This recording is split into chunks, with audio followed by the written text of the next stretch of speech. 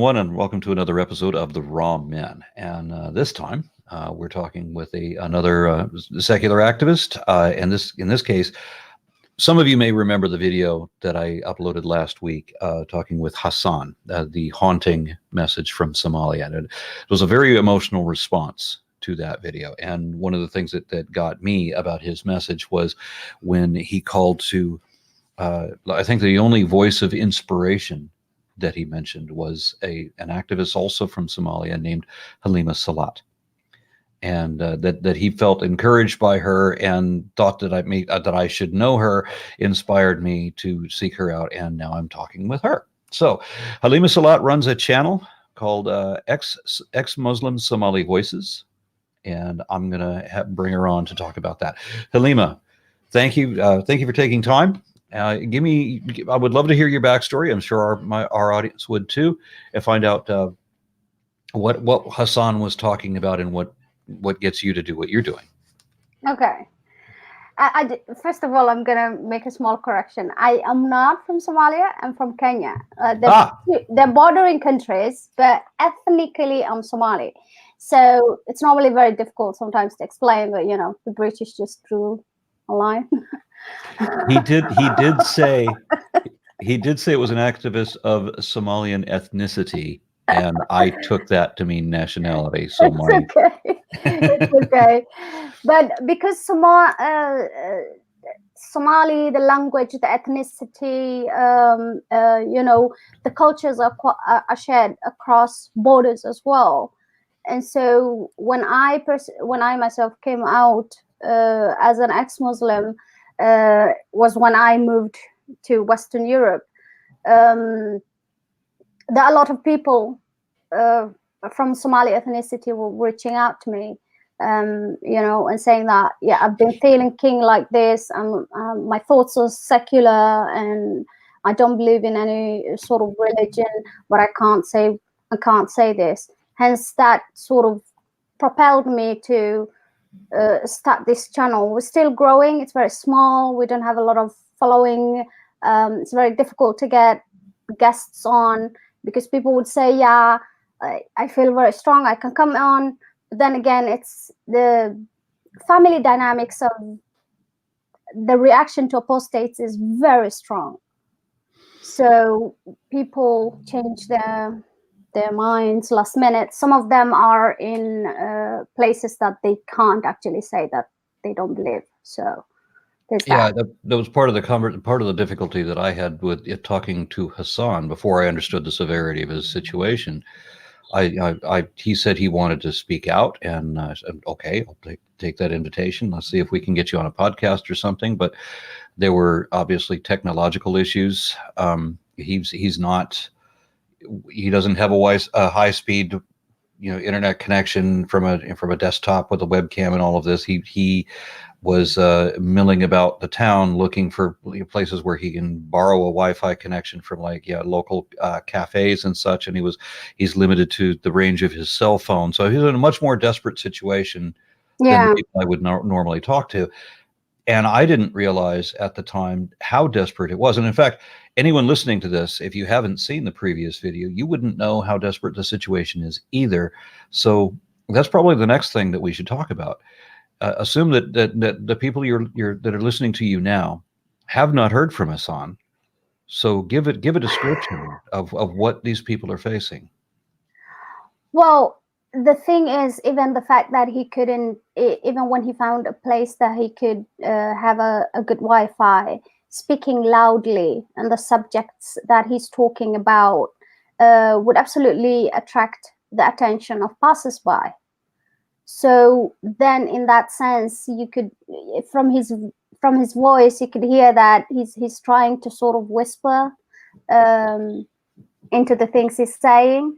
And I've spoken to him on a private phone conversation, and it was a video phone conversation, and he kept on, looking over his shoulders just to see if there's anybody around. And it's being found out is the biggest fear over the shoulders of people in that situation. And just to be clear, we're not talking about somebody who is just being paranoid. We're talking about somebody who No. has already been physically attacked and left permanent damage on multiple occasions. Someone who has been run out of house after house and town after town when people realize that he is no longer a believer, and they come to his house they come to wherever they find him to threaten or beat him, often with with iron rods was in one case. In one, he said there was a permanent injury that affects his vision. He said on another occasion he had his arm broken, and that on multiple occasions people come to him, even in Kenya, where he headed out after that. They came and threatened to burn him alive. Look, because I'm from Kenya, and there's some sections of Kenya, like in the capital city, Nairobi, there's a neighborhood which is predominantly Somali people, and a mix of Kenyan Somalis and Somalis from Somalia as well. But it's kind of like a little city on its own, a neighborhood on its own, where the community is the eyes and ears of the rest. So it doesn't even matter that he was out of the camp at that moment, because he was attacked in the camp, but he was also now in the capital, and he's studying at the university. And Hassan's case is one of those that, you know, you don't know if you don't hear from him like for about 24 hours. You don't know if something had gone horribly wrong. I was alarmed that the last message that I got from him was on Facebook. He sent me a message saying that he thought that he was overheard when he made the recording that he sent to me, and that he was afraid that people were after him. And then when I went back to reply to that, his Facebook account had been taken down. Yeah, and that happens mostly because on social media and on Facebook, there are a number of Somali Muslims who would go after Somali apostates. Basically, it's more to do with just finding everything they can, reporting the account, putting out whatever private information they have on a public forum, and you would constantly see Somali apostates, the ones who reach out to me, constantly using throwaway accounts, so to speak. They have one account after the other after the other. They can't maintain one account. I see. So people in this country, we've no idea. We're very secure in our freedom to speak, and very often I've seen people think that their right to free speech is being abridged when they're not allowed a platform. If a college cancels a speaker for whatever reason, which colleges can do, Yeah. Then some Americans would say, well, this is an affront to my right to free speech. Yeah. You have a right to say those things. You don't get to use our platform to do it. But we're not going to arrest you or kill you for having expressed that. And the government is not going to do that. The government is not going to arrest or kill you for having said that. And that's the difference. That's what free speech and not free speech is. And obviously I'm not talking to you.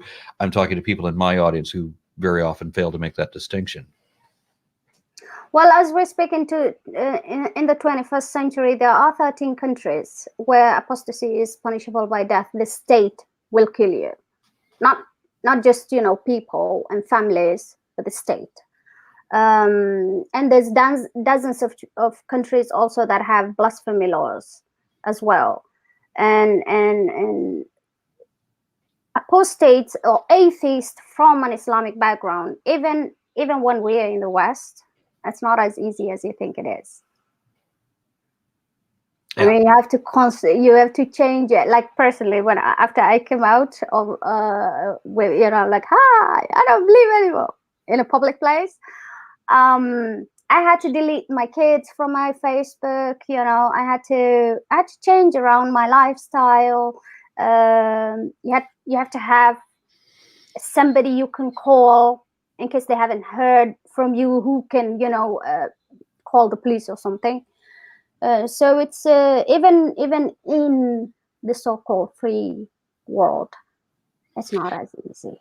I hear from believers all the time, usually Christians, but Muslims too. They will complain to me that why am I an atheist activist? This is just their opinion, and they're free to have their opinion. And why am I why am I harshing their buzz on that? But I mean, what you're describing, there's not a place where, you know, if somebody says, well, I believe there's a God, or if I believe in any silly thing, I will believe in a Loch Ness monster, Bigfoot, aliens running the Illuminati, whatever it is, that the state, there's not a single country that is going to kill you for believing impossible nonsense for no good reason. There's not one. But if you don't believe, well, then there's, as you said, there's 13 different countries that will, where the state will do this. And that's just those 13 countries where the state will actually kill you. And all these others, like in my own, it's been the case for a long time that if you announced that you were atheist, you were not going to get a political office. And I've seen people's atheism used against them, like in family court and so forth. I mean, people are heavily judged. The society does this.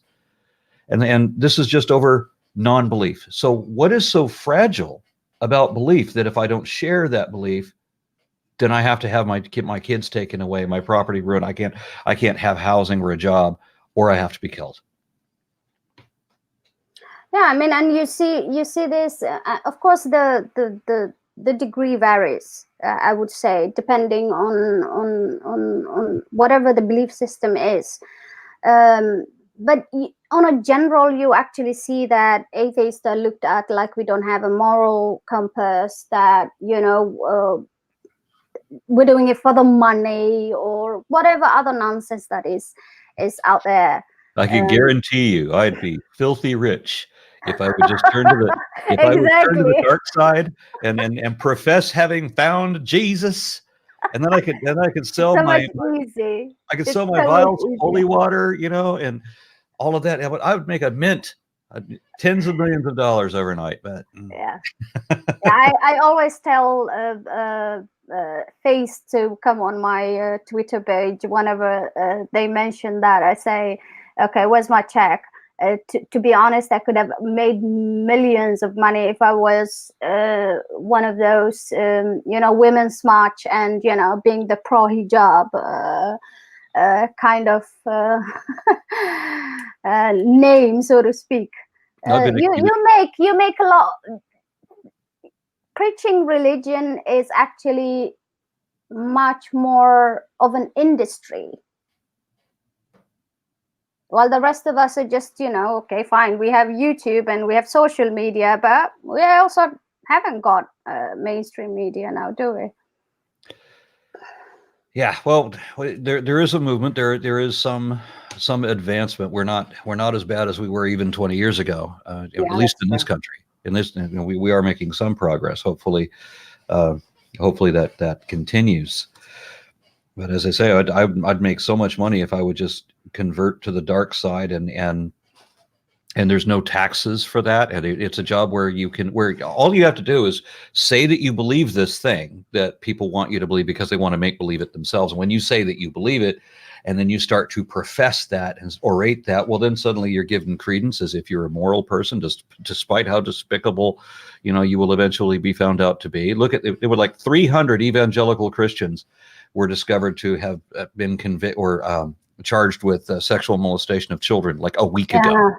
Like hundreds of evangelical ministers just in this country. And then, of course, you know, I've seen that the same thing goes on in Islam, and of course Catholicism too. And so they're all that. There was a Quran teacher recently in America, I think Phoenix, who's been charged with who's been charged with molesting children at a Quran teaching school. And he's actually been arrested. So at least that's one that has been arrested and has seen public scrutiny. Tons of those things go on behind closed doors. You wouldn't believe it. Yeah, I must apologize. We have a sentry who will hear if another dog on another block makes a noise, then ours will go off. And it's okay. Just no way to shut the damn thing up. It's okay if you want me to repeat something. No. I got it. I had to do it with the mute button on as other people are trying to control the monster polar bear that I have over here. Anyway, enough about that. It's not just that people treat you as being moral when you're not moral when you have this position. It's also that they give you political power and they give you incredible finances. So if you declare belief, you're set. You got everything. And in my position, I mean, I was once accused of being in the Illuminati. Like, I can guarantee I am the lowest paid member of the Illuminati. To be sure, I'm still waiting. You ask them to pump more money. Okay, so my audience has heard many of them Hassan's story, and you do a channel that's dedicated to sharing other people's stories, and I'd like to hear some examples. Can you recount some of the people you've talked to and what they're going through? Listen, I recently had the last episode that we did was from a young woman, and maybe you can post the link later. I'll send it to you.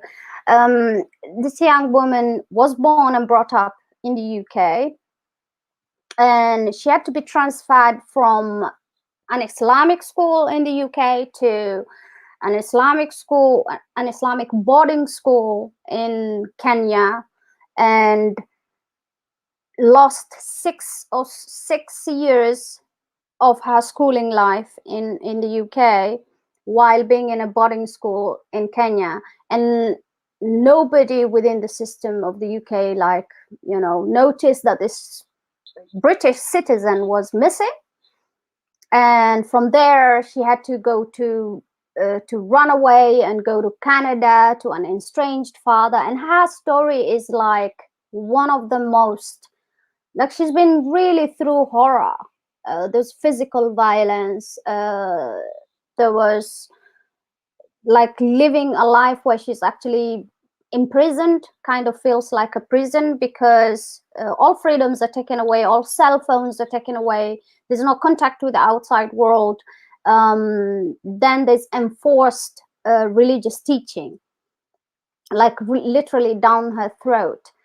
And after all that ordeal, she actually left, lived an independent life, had to adopt her siblings who were younger than her, and picked up life. And now she's in university and she's doing well. But as she was telling me the story, is, you know, one of the things that really, because I wasn't born in the West, so one of the things that actually was mind-boggling for me was, this is a citizen of the UK. How is it that this, you know, wasn't there a teacher who asked, where did these kids go? They were here at school yesterday, where'd they go? Wasn't there anybody who tried to follow up with the family? And wasn't there, you know, nobody missed these children, and they were gone for 6 years.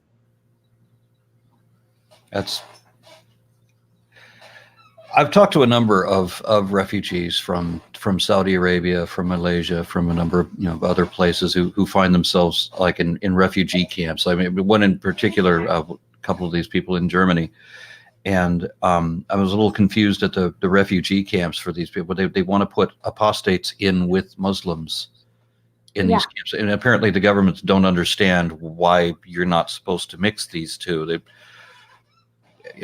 Maybe they're thinking they're all culturally religious and that's it, but that's obviously a lot deeper than that. I think it just boils down to the whole treating everybody of a certain community as a homogeneous. They think like a block. Because I personally even know a friend who was here in the Netherlands in the asylum process, who was, as you know, asylum process was going on, was living smack in the middle of other refugees from these countries. And her asylum story in itself is, I am an atheist. So it was very difficult for her to have a conversation with a caseworker or you know, any of the people working in the asylum center without having all these other people listening to what she's saying. And so it was very difficult for her. And she tried to apply for an exchange to be taken to another place. It just wasn't coming until, like, you know, we talked to several people, we tried to push for that change as hard as we possibly could. I spoke with an atheist activist organization in Kenya, and Yeah. when talking to them, I wouldn't have gotten the sensation that things are as bad as they are, that people in Kenya would be threatened the way that they are, because I thought, well, here's these people that are talking in a podcast with me, and so I thought, there's some, that they I think you have to also try and compare it a little bit like the skeptic community who have the background of Christianity or maybe Judaism versus when ex-Muslims are doing some sort of campaigns or activism, and even in this level playing field that we have here. Kenya is also similar in that sense, because I couldn't say I'm an ex-Muslim in Kenya. I couldn't say it. I was in the closet for 9 years. So in a way, it's because... No, Somalia is one of those countries that will kill you, is it not? Yes, but also Kenya, it's complex in the sense that God is big up in Africa everywhere. Like the belief in a deity is super important. So there's the society pressure in that sense. But at the same time, Christianity is the main religion there. So even the atheists are facing some sort of pushback, but not in terms of like life-threatening. Not as life-threatening. But then because Kenya has several tribes as well, so the Somali ethnicity is also part of the tribes in Kenya, and you have this enclave, I would even call it, of Muslims who would literally, pose a lot of danger to their apostates, and the state is not very, supportive or strong or pro-atheist. So to speak, and so there not be that much support and protection, so to speak. Does that answer your question? Well, it reminds me of like maybe having an atheist group in Alabama. It's the closest we can come to that. We don't have anything in the United States that compares to what you're talking about, but there are places where the society is especially more dangerous, is more involved in their belief, and will be significantly more threatening. Yeah, I'm sorry that the dog No, it's okay. He's aware that other dogs exist outside, and he's going to communicate with them through our walls. Yeah, my apologies. Yeah, that's fine. Yeah, so I had another question off the top of my head, and I can't remember what it was because this thing went off again. Did I answer your question about the... Yes. I mean, I'm going to Africa in a month. I'll be in Africa myself, but I'll be in South Africa, and I've been told that that's a very religious area too. But I don't imagine that it compares with more than any of the northern countries, really, because everything I've heard from... Oh yeah, I also wouldn't compare Kenya to Nigeria, for example. In Nigeria with the Boko Haram, I wouldn't compare Kenya as well to Somalia. But at the same time, also there's the community the community and society has power, and the police are lax, and there's a lot of corruption, and that sort of thing. So it's very difficult to get a state protection or that kind of support if someone's life is in danger. So the sad thing is that we come away with realizing that Kenya is one of the safer African countries to be atheist, and that's still extremely dangerous. It's still extremely dangerous, like I said, with the fact of just the society and people taking matters into their own hands. So you have to understand that the danger sometimes, of course, there are countries where the danger is coming from the state, but the danger in most cases does come from family members, from community, from the society, basically. Well, then my next question would be, what do you see for the future? I mean, you're doing this. You're still motivated to continue. Are you making any headway? Can we make headway in Kenya, Somalia? I think that it's becoming, if I compare the time that I personally consciously stopped believing, but I felt so alone, and I felt like there was, there was nobody I could talk to online. I didn't even know other people like me existed. So now the internet has opened up spaces for people to communicate, at least, and form communities underground, because Somali atheists and apostates themselves have an underground community where they trust each other, they vet each other, and they can all they discuss things in private. And in a way, it's challenging because you cannot bring those private conversations to the fore. You cannot bring them, not unless somebody is willing to, come to the fore and speak up. But there are a lot of conversations that happen in private online places.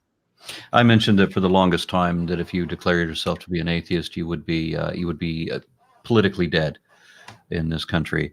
But we are making progress there. But we have a number of open atheists running in even red states. I would like to think that there's going to be some point where freedom of religion is going to become a topic, a mainstream topic in Kenya and Somalia. I'd like to think that that's going to happen. What is it going to take to do that? I think the best way to actually is more of us, because in the underground there's a lot of people. So I think that people have to be brave enough and of course not put their lives at risk, and speak up more often. And the more voices there are, then we cannot be ignored anymore. But at this, as things are right now, it's a very slow process. I would have wished things would have gone a bit faster. Is there a possibility of exerting pressure from outside, from other nations, other communities? What do you mean, like from outside countries? You mean? For example, I was in Dubai. Yeah. Shortly after this famous incident where a Norwegian woman visiting Dubai was raped, and so she was criminalized according to Sharia law, and like, because she was European, then all these European countries raised a huge stink all over or all over social media and everything. So the leader, I forget his title, but the leader of Dubai ended up letting her out of the country, basically just letting her off the hook because of social pressure coming in from outside the country, from somebody else. I think that works, because even yesterday there was I don't know if you've heard of this story about, there was a university professor that was arrested in Somaliland. It's the first blasphemy case that they've actually arrested somebody through the legal system. He was supposed to be jailed for 2 years, and he'd just been released yesterday on a presidential pardon, because Somaliland has a functioning government. And I think because on World Blasphemy Day on 30th, we also participated, and we made a lot of noise on social media and put his name as one of those people that are behind bars because of blasphemy. And his blasphemy case was so weird. It's just something he wrote on Facebook about drought in Somalia, and how people should stop praying to God and just use drought mitigation methods. And he was arrested for that, and he was jailed. But he's been released, and that, I think, was because of the amount of social media noise that we managed to make. Otherwise, there are many people who just disappear, who and because they're not known or nobody says anything about them, there's no pressure for any government to do anything. Yeah, well, there was also the famous case of Raif Badawi in I believe it was Saudi Arabia. Yep. And we just can't exert enough social media pressure on it, because that's Saudi Arabia. They don't give a hoot. Yeah, and so there's just no way to reach these people somehow, especially when our own government does not ally with us and names some of the worst human rights abusers on the Human Rights Council. The complete injustice there. But that's another I topic. mean, Saudi Arabia. I mean, sometimes I look at the stuff that people talk about is, and you kind of start to see maybe pressure can be put on the poor countries where, you know, but when it comes to a rich country like Saudi Arabia, they practically get away with everything. The rich always do. Yeah. So Yeah. I don't know if you have any other stories you want to share. I'd be interested to hear them if you do. Otherwise, I'm going to let you close out or make closing comments. I'm not okay. Do you want me to yeah, maybe just to say that there are peculiar problems. Of course, every ex-Muslim is facing problems, you know, but there are really the reaction to apostasy has been completely strong and harsh and life-threatening. The reaction to apostasy among all Muslim communities is very strong. But there's also a very life-threatening reaction to apostasy among Somalis, even those who live in the West, to their children who just want to live a free life, who want to, you know, live a liberal life, so to speak. They might not even be doing any activism or declaring it loudly or whatever. They just basically don't want to live their life. But whenever that happens, there is almost always, children being taken out of their free countries back into the home countries of their parents for all sorts of abuses. And I think that is something that we need to continually highlight because it's being shrouded in secrecy. All right. Halima Salat, thank you very much for coming on. I'm going to put any links that you want me to share. I will put them in the description below. And of course, you made reference to someone else's story. If you want to put a link to that, I'll be happy to include that as well. Okay. And, thank you for doing what you do. Thank you for having me.